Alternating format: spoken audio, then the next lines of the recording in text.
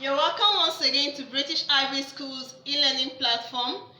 I'm Mrs. Mary Jane by name, and I'm going to take here for numeracy, and we're still talking about decimals. Alright, now we're going to look at rounding decimals to nearest whole number. Rounding decimal to nearest whole number. Now, to round a decimal to a nearest whole number, we are going to look at the closest decimal, the decimal that is closer to the whole number. Now the rule is that this number close to the whole number must be up to 5. Okay? It must be up to 5 as a figure. So if it is less than 5, that means that we cannot approximate. So once this particular figure is up to 5, we will now approximate to the nearest whole number, approximate 1 to the nearest whole number. Now we have 56.678. Now looking at the number here, 6 here is up to 5. So we are going to approximate now, and we have 1. We are going to now add 1 to this 56 to become what? 57. So 57 is the nearest whole number. Next. 85.403. Now, the case here is different because 4 here, which is the closest decimal here, is not up to 5. So, 85.403 will still remain 85 because you cannot approximate 4. Is that clear? Okay. 19.86. 8 here is up to 5, so I'm going to approximate now and add 1 to 19 to become what? It becomes 20. So the nearest whole number is 20. 79.35. 3 here is not up to 5, so our nearest whole number still remains 79. Okay. I believe this is clearly understood. Let's look at rounding decimals to one decimal place. Number 1 says 35.67. 35.67. Rounding to one decimal place. One decimal place simply means one decimal after the whole number. One decimal after the whole number. Now, one decimal after this whole number stops at 35.6. Now, what is the closest number to this figure? You see now that it is 7.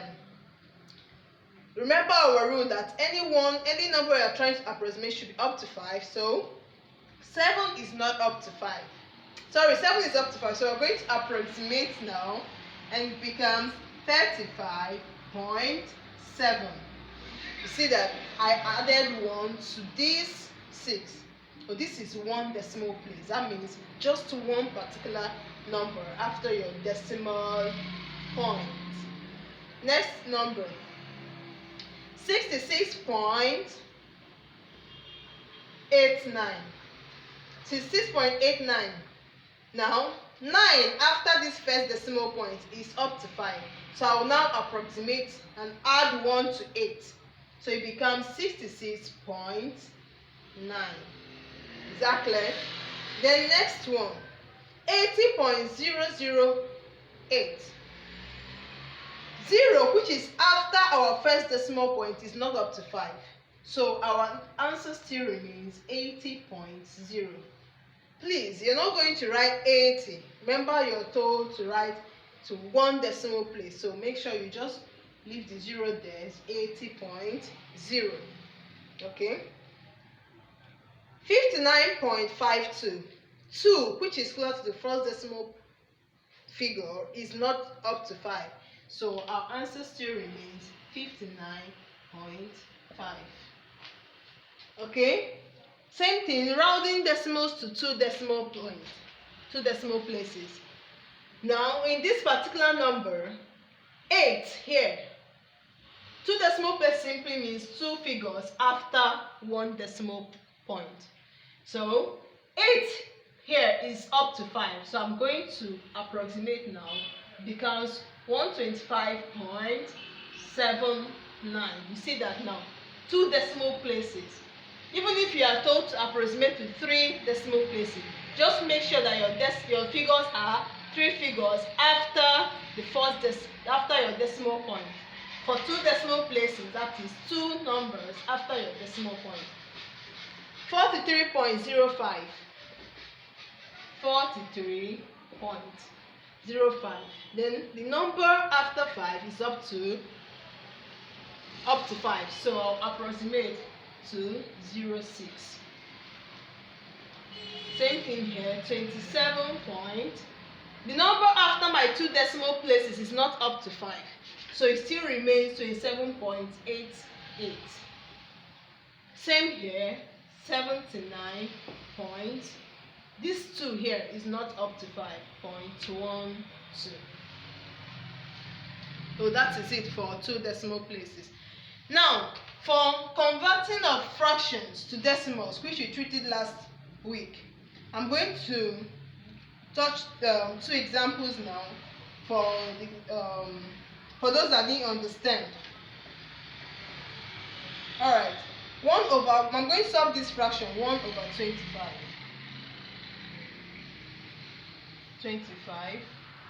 1. 25 divided by 1. You put your decimal point and add 0. Now, watch. 25 divided by 10, you can't still divide it because 10 is lesser than 25. So I'll add 0 and add 0. 25 divided by 100 will give me 4. 4 times 25 now. 100. Subtract and you get 0. So my answer is 0.04. Then, lastly, this now.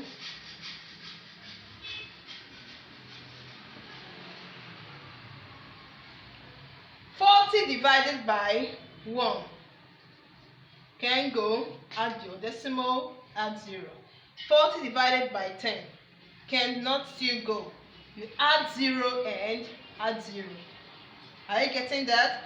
40 divided by 100. Cannot still go. You add 0 and add 0. You see that now? 40 divided by 40 divides 1000. Will now give us 40 divides 100 is 2. Okay? 2 times 40 will give you 80. 100 minus 80 will give you 20.